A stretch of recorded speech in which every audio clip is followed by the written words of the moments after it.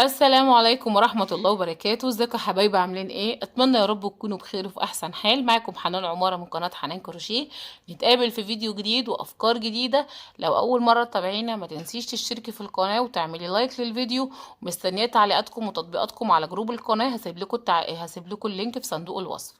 النهارده هنعمل مع بعض التحفة الجديدة دي، حلوة جدا تستخدميها في حاجات كتيرة. فرحي بيتك وهادي حبايبك بحاجات رمضان، وتبقى معاكي طول السنة لرمضان والعيد وغير رمضان كمان. نبص معانا كده ونشوف جمالها. انا كان نفسي تبقى الدنيا مظلمة شوية عشان تبين جمالها. قطعة ديكور فنية في بيتك، قطعة مميزة مش عند اي حد.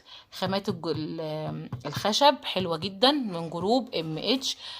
مدام منة الله شام. حاجة كده خشب، هتحسي ان انت مشتغلتيش بخشب قبل كده وجماله.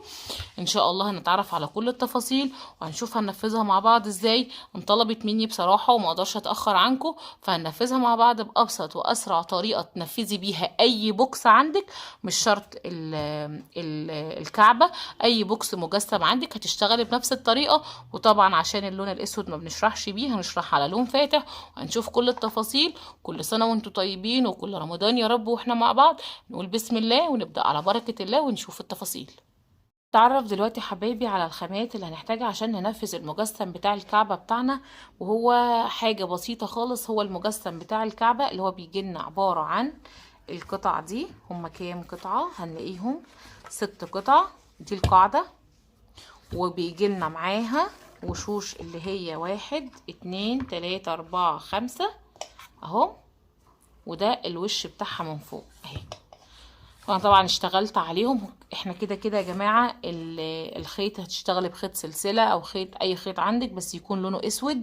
بس احنا عشان اللون ما بيبانش في الشرح هشرح بس القطعة بابيض، لكن انت هتنفذيها باللون الاسود. طبعا الكعبة من الحاجات المقدسة اللي ما نقدرش نغير في تفاصيلها او في معالمها، فلازم نبقى ملتزمين ونشتغل باللون الاسود. بس عشان ما بيبانش في التصوير هنشرح بلون ابيض. دي نقطة. النقطة التانية هنشتغل كل الأجزاء زي بعض، وفي التجميع برضو هنجمع باللون الأبيض، لكن انتي هتجمعي باللون الأسود علشان هي انطلبت مني بصراحة من حد عزيز عليا جدا ان احنا نعمل لها فيديو. فان شاء الله الفيديو هيكون خفيف وسريع كده، مش هناخد فيه وقت، بس هنتعرف على شوية تفاصيل فيه. هنشتغل كل الأجزاء بنفس العدد ونفس الطريقة. أنا شغالة بخيط سلسلة وإبرة رقم 4، وهشتغل تزايد بسيط او مش تزايد بمعنى اصح. هنشتغل نظبط الخشب عشان لما نيجي نشبكه يبقى سهل علينا. فهاجي الضم اوصل الخيط من اي مكان عندي. هسحب الخيط كده، ارتفع سلسلتين، ارتفع قصدي سلسله. ودي بتبقى بدايه شغل عندي. هدخل كمان مره. طبعا بيجيلك الخشب بتجيبي قماشه مبلوله وتنضفيه علشان ما يوسخش الخيط، لان مكان القص بتاع الخشب بيبقى فيه سمار كده. هبدأ اشتغل في كل فتحة 2. في اول فتحة بشتغل غرزة وبنكون واحنا بنقفل التانية واحنا بنقفل السطر. هدخل واخد الخيط بتاع البداية ده معايا اهو، وادخل في كل فتحة اشتغل 2 عشان انا مش عايزة الفيديو يبقى طويل، عايزين فيديو خفيف كده وسريع. فهشتغل في كل فتحة 2. ادي كده 2. اللي بعدها اهي 2. ادي 1 2. تمام. وهاجي في الكورنر بس الاربع اركان هعمل فيهم 4 غرز. يبقى انا في كل غرزة هشتغل 2. في الكورنر هنا اللي هي دي بس اللي هو الجزء اللي في النص دي هعمل فيها 4. هلف الدور كله ونرجع في نهاية الدور نشوف بنقفل السطر ازاي، وهنشوف بنجمع الاجزاء بتاعتها ازاي. هنبدأ دلوقتي نشوف التشبيك بأسهل طريقة. هلضم خيط في إبرة التنظيف اهي. طبعا احنا هنشبك باللون الأسود زي ما اتفقنا. هبدأ أجيب القاعدة بتاعتي اللي هو الجزء السادة ده، وهجيب أي قطعة من القطع اهي واحطهم على بعض كده. طبعا احنا مشتغلين نفس العدد ده نفس العدد ده. كمان خلي بالك ان هي حجمها كبير مش صغير. كمان الخشب بتاعها ما شاء الله سميك مش رقيق. هجيب الخيط واجي احط اول طرف هنا مع طرف هنا. احنا كنا في الكورنر هنا بنشتغل 4. هاجي اخد من تاني غرزة هنا كده اهي وادخل ليه عندي في الزاوية بالظبط كده اهو.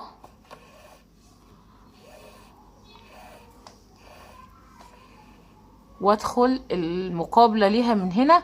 بس خلي بالي ان انا بشتغل في الباك لوب، ما بشتغلش تحت ما باخدش تحت الغرزه الحرفين، لا بدخل من النص في الباك لوب. طبعا تشتغلي في الباك لوب بتاخدي الطرف ده مع الطرف ده كده اهي، وما باخدش تحت الحرف بتاع الغرزه.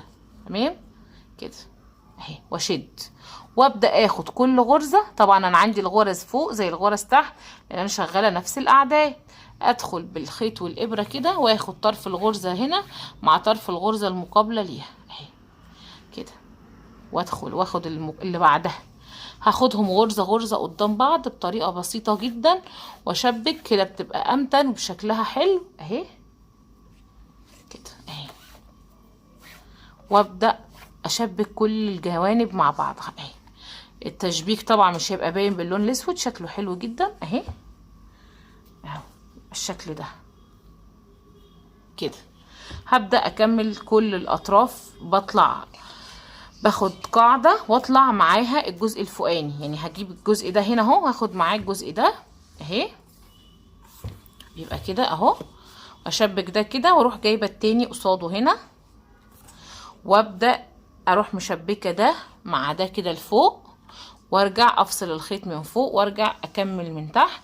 هي فكرتها بسيطة جدا. هي هنا التركة اللي معانا ان احنا بعد ما بكون الاربع اركان لازم نقفل عليها بالغطا ده كده من فوق عشان الاضاءات تبقى حلوة ويبقى شكله حلو جدا البوكس. فانا هشبك الاربع جوانب بنفس الطريقة دي، هاخد كل غرزة بالمقابلة ليها من الباك لوب، ونرجع ان شاء الله عشان نثبت الجزء الفوقاني ده. هنشوف بنثبته مع بعض ازاي. انا دلوقتي خلاص خلصت تشبيك بنفس الطريقه اللي احنا اتكلمنا عنها. باخد الباك لوب من هنا مع الباك لوب من هنا، يبقى شكلها حلو جدا ومش باينه خالص بالنسبه لي. هشتغل اللي هو السطر المنزلقه، قفلت بيه الفتحات. طبعا تقدري تسيبيها او تعمليها، ده حسب ما بتحبي، لكن انا بحب الخيط يبقى مقفل الفتحات. فهنشوف مع بعض السطر المنزلق ده بطريقه بسيطه اهي. باجي في اي مكان في اي فتحه اهو، هدخل اشبك الخيط، وطبعا انا شارحه بلون ابيض عشان بس يبان اهي. وابدا اهي المنزلقه بدخل اسحب الخيط كده واطلع، واروح طالعه من نفس الفتحه كمان مره اهي.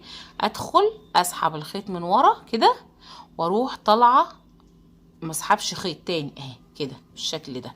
ادخل اسحب الخيط واطلع كده، ادخل اسحب الخيط واطلع. شكلها حلو قوي. تقدري تسيبيها باللون الابيض، تقدري تعمليها اسود زي ما انت حابه. انا بس شرحت الجزء بتاعها باللون الابيض عشان يبان. خلاص انا كده بعد ما هخلص اللون هعمل سطر المنزلقه باللون الاسود، ونرجع نشوف هنشبك الغطا بتاع البوكس بتاعنا ازاي. خلاص اهو انا خلصت الجزئية دي عشان انطلبت مني. هنشوف ازاي بننهي الخيط مع بعض عشان ما يبانش مكان قفلة السطر. خلاص انا كده خلصت، جيت عند اخر فتحة عندي هنا اهي كده، هسحب الخيط اهي. تمام، كأني نهيت الشغل. طبعا هنا في غرزة ناقصة اهي باينة اهي باينة. الغرزة الناقصة دي هنكونها ازاي هنشوف مع بعض. انا كده سحبت الخيط اهو، هلضمه في ابرة تنظيف. وممكن تسحبيه من تحت الغرز بالإبرة بتاعة الكروشيه، لكن بالنسبة لي هنا كده أسهل بإبرة التنظيف. هلضم الخيط كده بالراحة اهي اهي. خلاص أنا سحبت الخيط كده اهي. هدخل تحت الحلقتين هنا اللي هما أول غرزة منزلقة أنا عملتها اهي. دخلت تحت الحلقتين كده بإبرة التنظيف اهي. خلاص هسحب الخيط واطلع وشدي كده خلاص، وادخل هنا في الغرزة دي. هدخل في نص الغرزة، شايفة كده؟ بصي الإبرة هتدخل فين اهي. هدخل في النص كده، هيكون لي الغرزة اللي كانت ناقصة اهي. وابقى انا كده قفلت الدور اهي. يا رب تكون باينة اهي، زي ما بنقفل الطقم الجلد بتاعنا.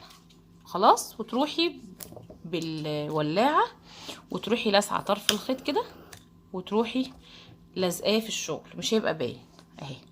وده طرف البداية اهي كده. انا كونت الغرزة اللي ناقصة عندي وقفلت الدور وشغلي نظيف بالشكل ده اهي. اخر جزئية عندي هنبدأ طبعا عشان التشبيك الجزئية دي هشبك باللون الابيض بس، لكن انا هشبك باللون الاسود عشان يبقى كله زي بعضه. خلاص هجيب خيط وابره، هنركز في الجزئيه دي بقى. هلضم حته خيط اهي، هجيب البوكس بتاعي.